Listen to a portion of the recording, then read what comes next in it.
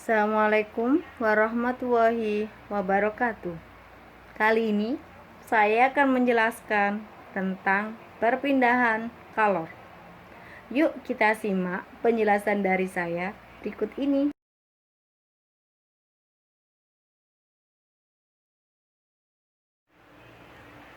Nah, sebelum kita mempelajari tentang perpindahan kalor, lebih baik kita harus mengerti dulu pengertian dari kalor.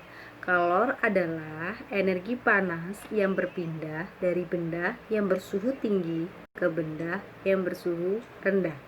Perpindahan kalor sendiri ada 3. Yang pertama adalah secara konduksi, yang kedua secara konveksi, dan yang ketiga adalah secara radiasi. Perpindahan kalor yang pertama secara konduksi. Mengapa panas setelika sampai pada baju yang disetelika? Kita amati video berikut ini yuk. Saat kamu menyetelika, setelika yang panas akan bersentuhan dengan kain yang kamu setelika. Kalor berpindah dari setelika ke kain. Perpindahan kalor ini disebut dengan konduksi.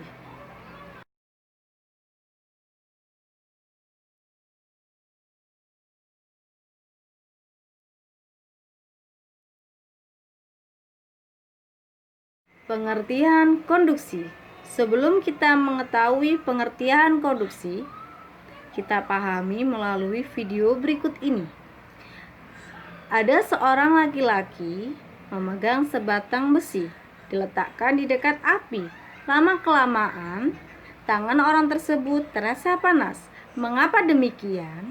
Karena kalor yang ada di api tersebut akan mengalir berpindah ke besi, sehingga ketika orang tersebut memegang besi akan terasa panas. Inilah yang dinamakan dengan konduksi. Lantas pengertian konduksi itu apa sih? Konduksi adalah perpindahan panas melalui bahan tanpa disertai perpindahan partikel-partikel bahan tersebut. Bagaimanakah perpindahan kalor secara konduksi dapat berlangsung? Kita perhatikan gambar berikut ini.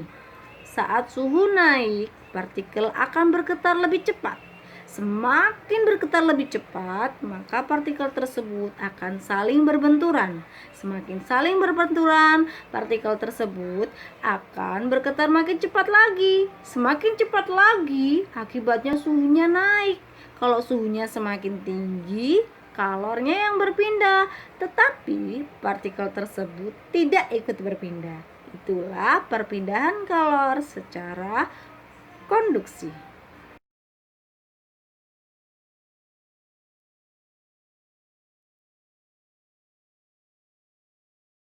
Di sini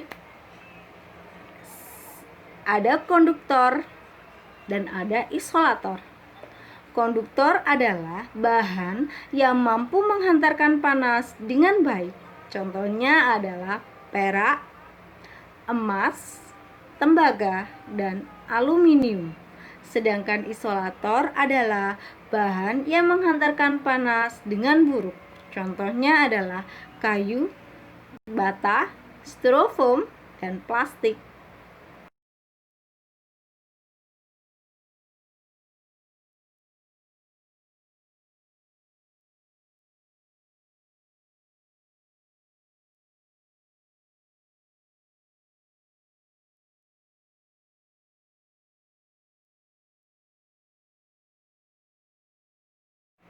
Penerapan konduktor dan isolator dalam kehidupan sehari-hari. Yang pertama, ada pada peralatan memasak. Mengapa? Dalam peralatan memasak, terutama pada wajan, wajannya terbuat dari aluminium, sedangkan ganggannya terbuat dari kayu. Karena aluminium bisa menghantarkan panas untuk memanaskan atau memasak makanan, sedangkan ganggangnya yang kita pegang harus terbuat dari kayu, karena kayu sebagai isolator, sehingga kita tidak akan merasakan panas ketika kita akan memasak. Yang kedua adalah secangkir kopi. Panas kopi dapat bertahan cukup lama di gelas kaca karena gelas kaca merupakan isolator yang baik. Yang ketiga, selimut membuat badanmu merasa hangat, bukan? Ya, karena saat udara dingin, kamu akan berselimut di dalamnya. Selimut itu terbuat dari serat uap, betul, atau kapas yang bersifat isolator, sehingga selimut akan menghangatkan tubuhmu saat kamu merasa kedinginan. Perpindahan kalor yang kedua yaitu konveksi.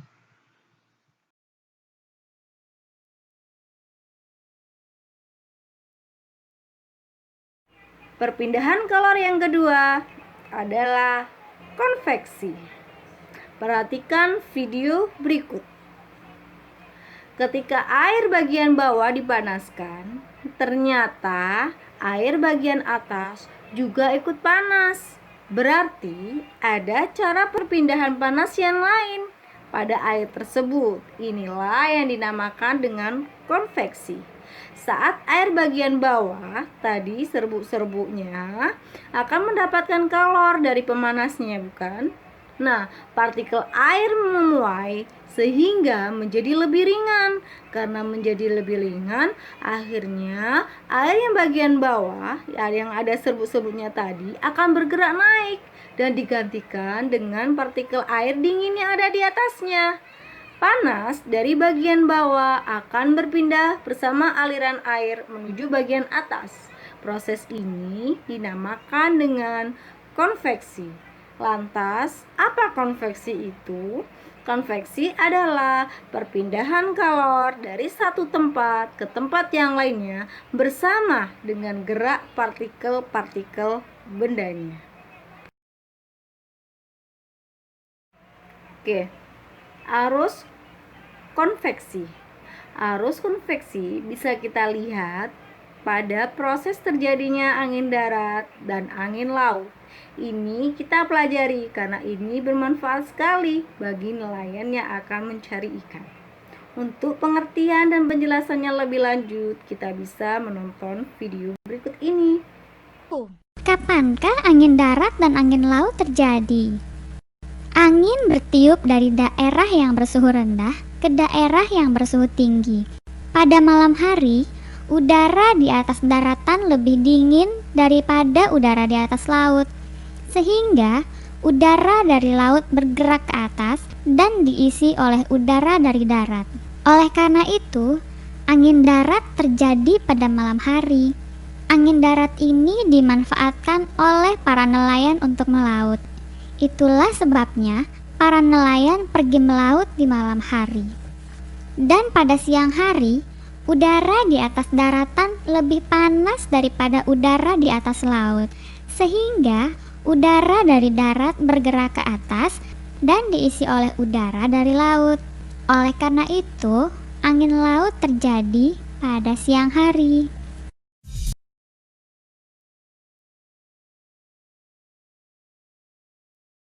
Perpindahan kalor yang ketiga secara radiasi. Perpindahan kalor yang ketiga adalah radiasi. Bayangkan saat kamu berjalan di tengah hari yang cerah, pada siang hari, kamu merasa panas gak? Kamu merasakan panasnya matahari pada mukamu? Panas sekali. Bagaimana ya kalau dari matahari bisa sampai ke wajah kita?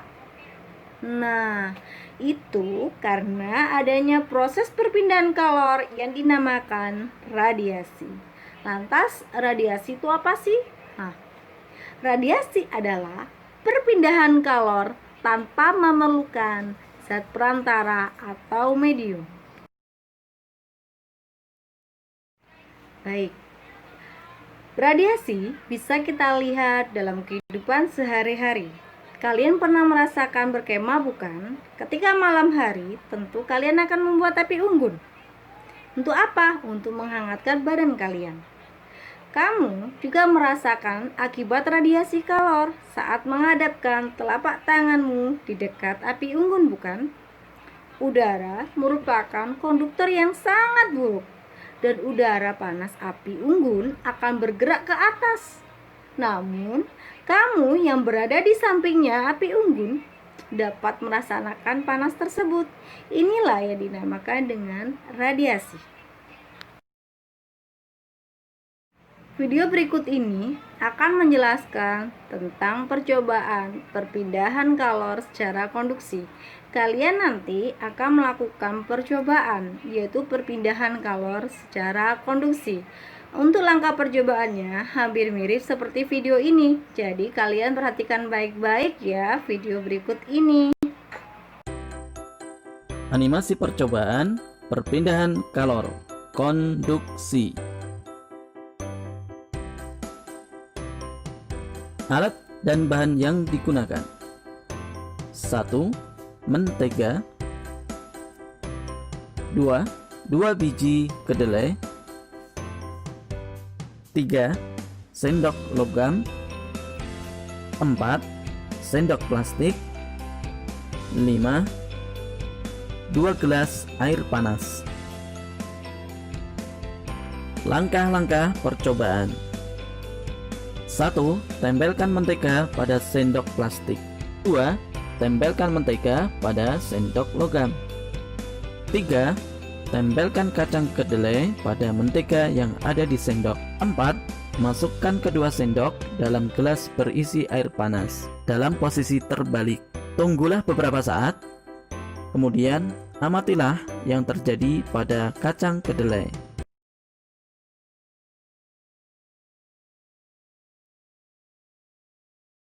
Nah, percobaan yang kedua adalah percobaan kalor secara konveksi.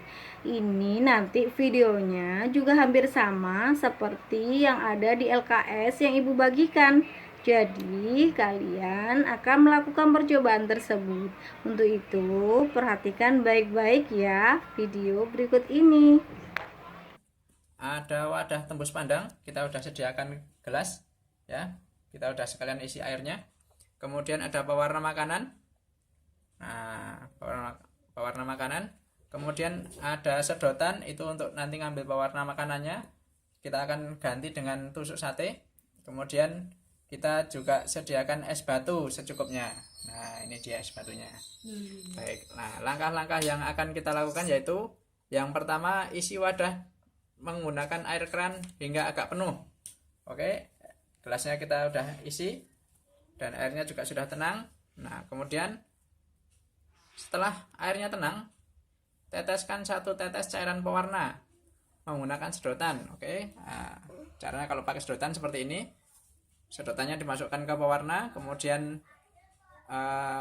sumbat ujungnya, angkat, nah kemudian baru teteskan ke dalam air. Nah, kalau dengan menggunakan tusuk sate, nah kita cukup celupkan saja, kemudian angkat. Oke, kita coba celupkan, angkat. Nah, air sudah menetes. Baik. Nah, kita sudah dapatkan 1 tetes air menetes ke dalam gelas. Kita lihat bahwa pewarna makanan akan berkumpul di dasar gelas. Langkah berikutnya adalah kita ambil potongan es batu, ya, kecil saja, kemudian masukkan ke dalam gelas. Nah, kita lihat, ini es batunya, kita ambil. Oke, yang potongan agak besar ya. Oke. Nah, kita masukkan ke sini. Kemudian lihat apa yang terjadi setelah kita masukkan. Nah. Demikian penjelasan dari saya tentang perpindahan kalor secara konduksi, konveksi, dan radiasi. Semoga apa yang saya jelaskan bisa kalian pahami dengan baik dan bisa kalian terapkan dalam kehidupan sehari-hari. Kurang lebihnya saya minta maaf dan saya akhiri. Assalamualaikum warahmatullahi wabarakatuh. Sampai jumpa.